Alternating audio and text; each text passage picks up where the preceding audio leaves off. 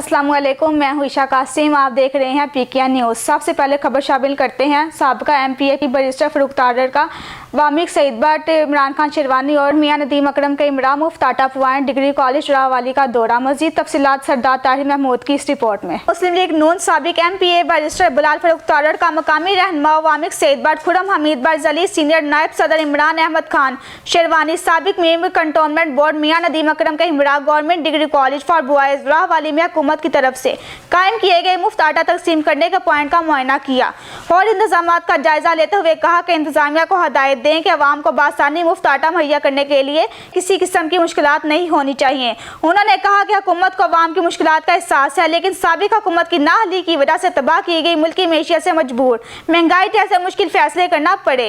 इसके बावजूद हुकूमत मेहनत कश गरीब अवाम को रिलीफ देने के लिए माह रमजान पैकेज के लिए मुफ्त आटा तकसीम कर रही है। इसके बाद जल्द ही मोटरसाइकिल, चांद गाड़ी और छोटी गाड़ियों के मालिकान को भी 100 रुपया फी लीटर सस्ता पेट्रोल देना शुरू कर दिया जाएगा। बैरिस्टर बिलाल फरूख तारड़ ने पुलिस इंतजामिया, SP Mohammad Usman, DSP Mohammad Asif, SHO cantt manager Saeed Bhatt को खुसूसी इंतजाम करने के अहकाम जारी कर दिए ताकि अवाम किसी मुश्किल के बगैर हुकूमत की तरफ से मिलने वाला मुफ्त आटा आसानी से हासिल कर सके।